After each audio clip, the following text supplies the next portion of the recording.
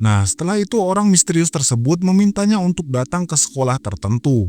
Kesan itu membuat Yunhop akhirnya kembali menjalani hidup normal dengan tidak lagi menutup diri.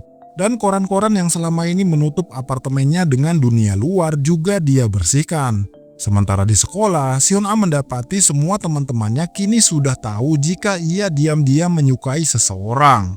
Mereka mempermalukan Sion-a dengan membuat gambar di papan tulis. Bahkan, Hye-yong juga membicarakan isi surat Sion-a di hadapan teman-temannya. Sion-a yang marah lantas berusaha merebut surat itu meski dia harus kembali dipukul.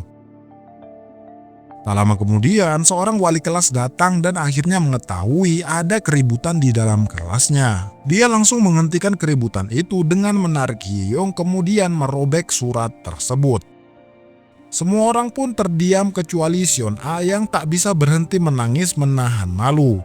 Kejadian itu membuat Sion-a dianggap bersalah karena dia terbukti menyerang terlebih dahulu. Bu Guru Kyujin lalu mencoba menasihatinya agar tidak bertindak seperti itu lagi. Namun, Sion-a yang terdiam tiba-tiba berkata jika dia akan menghabisi Hye-yong dan meminta sang guru untuk mengizinkannya segera pulang. Namun, setelah dia mengambil tas di dalam kelasnya, tiba-tiba sebuah kacamata berada di dalam lokernya. Dan karena tidak ada siapapun di sana, Sion-a pun membawanya pulang.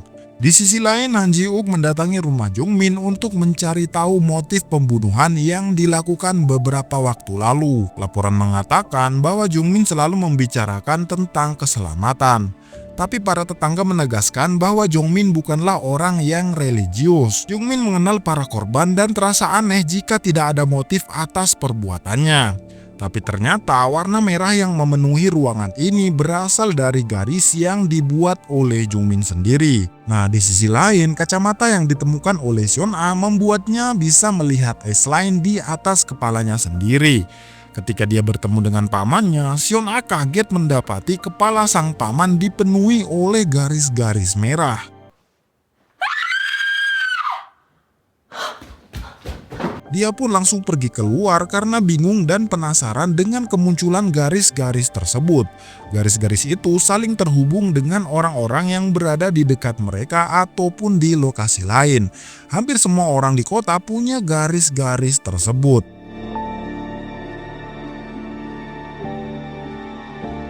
Nah, keesokan harinya, garis-garis di atas kepala pamannya membuat Sion-a merasa jijik karena ia menyadari sang paman kemungkinan telah meniduri banyak wanita. 미치. Tak sedikit, para murid di sekolahnya juga punya garis-garis di atas kepalanya. Dan tanpa diduga, wali kelasnya ternyata tidak mempunyai S-line yang artinya belum pernah melakukan enak-enak. 뭐야? 담탱 못 소리였어? Nah, sementara itu, Hye-yong rupanya mempunyai garis yang terhubung dengan seorang yang tidak jauh dari dirinya. Sion-a yang penasaran lantas pergi mencari tahu siapakah orangnya. Dan betapa kagetnya dia setelah mengetahuinya. Rupanya Hye-yong memiliki hubungan spesial dengan guru di sekolah ini. Nah, setelah bel berbunyi, guru Kyujin memperkenalkan seorang murid baru dan ternyata dia adalah Yunhop. Namun, karena sudah lama menutup diri, Yunhop pun hanya bisa terdiam ketika diminta memperkenalkan diri. Hal itu membuat semua orang di kelas ini seketika memperhatikan dirinya, terutama Hye-yong. Namun, Yunhop tak pedulikan hal itu. Dia kemudian duduk tak jauh dari Sion-a. Nah, di kantor polisi, Han Ji-wook mencari kacamata yang digunakan oleh Jungmin. Namun setelah dicari, kacamata itu rupanya tidak ada di dalam kotak barang bukti. Nah, setelah itu dia pun pergi ke sekolah Sion-a dan bertemu dengan Bu Guru Kyujin. Namun dia datang bukan untuk mencari keponakannya, melainkan mencari informasi tentang Jungmin yang diketahui pernah menjadi guru di sekolah ini. Mendengar Jungmin adalah pelaku pembunuhan, Bu Guru Kyujin pun kaget karena dia mengenalinya.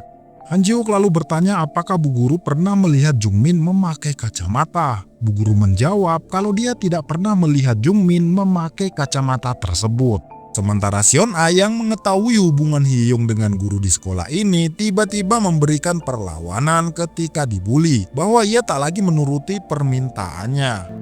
내가 왜 쪽팔린데? Yunhob yang tiba-tiba muncul meminta Hye-young untuk berhenti merundung Seon-a. Hye-young yang kesal kalau ada orang yang membela Seon-a lalu menyerang Yunhob dengan menarik kerah bajunya dan mendorong sampai ke pinggir gedung. Namun Yunhob justru mengancam dirinya akan menariknya ikut jatuh bersamanya. Keadaan itu memaksa Hye-young akhirnya berjanji bahwa ia tak akan mengganggu Seon-a lagi. Dan pada akhirnya Hye-young pun pergi karena tak ingin mati konyol. Tapi bukannya berterima kasih, si Seon-a ini malah meminta Yunhob untuk tidak ikut campur dengan urusan dirinya. Dan diketahui mereka ternyata sudah saling mengenal. Nah, di sisi lain Han Ji-wook yang sudah selesai berbicara dengan Bu Guru dan akan pergi, tiba-tiba memberikan perhatian kecil dengan memberitahu Bu Guru Kyujin kalau dia itu salah mengancingkan bajunya. Bu Guru Kyujin pun membetulkan bajunya dan tersenyum kepadanya. Nah, kemudian Han Ji-wook pergi tanpa bertemu dengan Seon-a terlebih dahulu. Ji-wook lalu pergi ke sebuah bar untuk mencari informasi tentang Jongmin yang sering datang ke tempat tersebut. Jongmin ternyata adalah pelanggan tetap meski belakangan ini ia jarang ke tempat ini. Pada awalnya tak ada yang aneh dengan sikapnya, hingga suatu hari Jongmin terlihat mulai sering berbicara sendiri. Pelayan bar mengaku telah memastikan dia tidak sedang mabuk, dan yang dia lakukan adalah menghitung 1 hingga akhirnya berkelahi dengan pelanggan lain. Dan selama datang ke tempat ini, Jongmin selalu menggunakan kacamata. Nah, mendengar hal itu, Han Ji-wook pun berterima kasih dan kemudian pergi. Tapi tiba-tiba seorang wanita tertarik dengan dirinya hanya karena Han Ji-wook membawa buku catatan.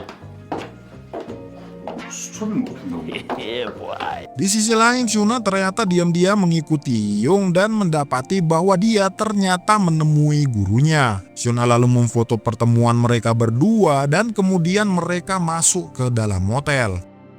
Tak lama kemudian, Seon-a mengirim foto itu kepada Hye-young yang langsung panik mendapati foto tersebut. 미친년. Namun dia memilih untuk tidak memberitahu sang guru karena tak tahan ingin melakukan enak-enak dengan gurunya. Setelah beberapa waktu menunggu, Seon-a mendapati jawaban bahwa hanya gurunya lah yang akan mendapatkan hukuman dikarenakan Hye-young masih di bawah umur. Seon-a lalu memperhatikan sang guru di foto itu dan akhirnya punya rencana lain untuk memanfaatkan foto tersebut. Nah, keesokan harinya Pak Guru tiba-tiba kaget mendapati kiriman dari orang yang tak dikenal. Dengan penasaran, dia pun memastikan apakah ini benar-benar dirinya. Namun, tiba-tiba Bu Guru Kyujin muncul dan mengingatkan dirinya untuk pergi mengajar. Dalam keadaan panik, dia pun bangun dari kursinya. Tapi tiba-tiba pesan kembali masuk dan meminta sejumlah uang jaminan dalam bentuk tunai. Pesan tak dikenal itu berasal dari Seon-a yang ingin menggunakan uang itu untuk memulai hidup mandiri. Seon-a mengaku sudah bosan tinggal dengan orang-orang di lingkungan ini. Meski Seon-a tinggal bersama pamannya, tetapi dia bukanlah keluarga kandungnya dan dikenal tak peduli dengan dirinya. Berbeda dengan Hyung-hope yang masih punya ibu kandung. Tapi dia mengaku sama sekali tidak tahu apakah ibu kandungnya masih hidup setelah melarikan diri dari kematian ayahnya. Perkataan Seon-a membuat ia teringat dengan keluarganya karena tak bisa hidup bahagia seperti orang lain. Nah, keesokan harinya, Pak Guru diam-diam menemui Hye-young dan membicarakan ancaman yang ia terima. Hye-young akhirnya memberitahu bahwa foto-foto itu berasal dari Seon-a yang entah dari mana bisa mengetahui hubungan mereka berdua. Hye-young yang santai karena merasa aman langsung kembali ke kelas. Berbeda dengan Pak Guru yang sangat gelisah mengetahui hal tersebut. Namun Hye-young juga penasaran tentang bagaimana Seon-a bisa mengetahui hubungan tersebut. 근데 진짜 어떻게 한 거지? Dengan menggunakan kemampuan kacamata itu, Seon-a benar-benar menggunakannya untuk memeras orang-orang yang punya hubungan spesial. Seon-a dengan mudahnya dekat dengan orang yang ia sukai hingga membuat Yunhope mulai merasa aneh. Setelah menyadari orang-orang di sekitarnya kini mulai ribut dengan pasangannya masing-masing, Hyun-hope akhirnya sadar dengan kacamata yang digunakan oleh Seon-a. Ya, karena sebelumnya dia tuh tidak pernah menggunakan kacamata tersebut. Nah, setelah itu Yunho bertanya apakah kacamata itu bisa membantu Seon-a melihat garis-garis merah. Seon-a yang kaget lantas memastikan apakah Yunho juga mempunyai kemampuan yang sama. Yunho lalu memberitahu jumlah garis-garis di kepala Seon-a. Bahkan dia memberitahu garis-garis yang dimiliki orang di sekolah ini, guna membuat Seon-a percaya bahwa ia juga bisa melihat garis-garis tersebut. Seon-a mengaku hanya menemukan kacamata itu di dalam lokernya dan entah siapa pemiliknya. Yunho yang tak ingin terjadi hal buruk seperti Jungmin menegaskan bahwa kacamata itu sangat berbahaya. Namun Seon-a tak peduli dengan hal tersebut dan tidak peduli dari mana asal kacamata tersebut. Mereka berdua kemudian pulang bersama dan saat itulah Seon-a bertanya bagaimana cara menghilangkan S-Line. Yunho yang tahu S-Line bisa hilang dengan cara menghabisi salah seorang yang terhubung memilih diam karena ia tak ingin terjadi hal yang buruk.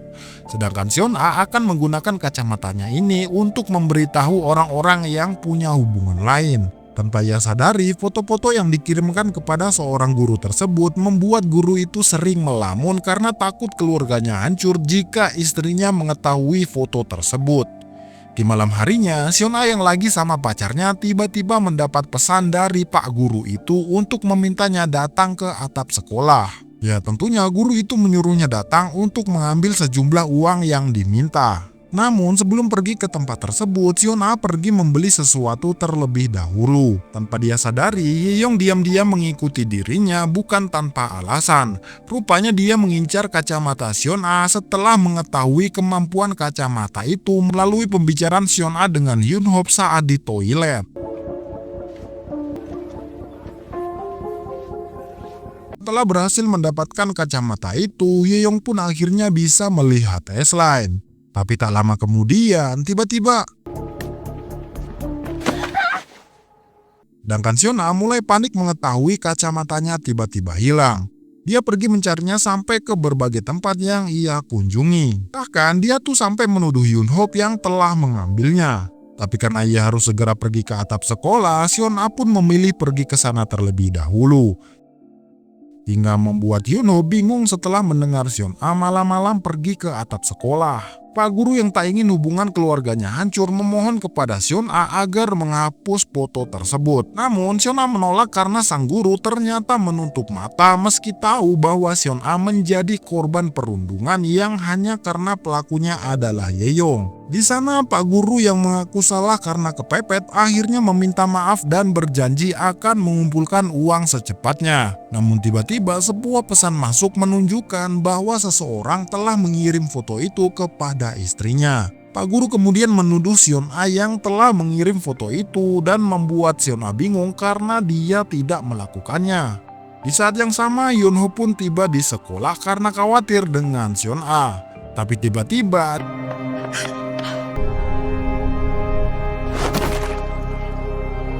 dia lalu mendekatinya dan memperhatikan S-Line di kepala Seon-a yang kini sudah tergeletak tak sadarkan diri.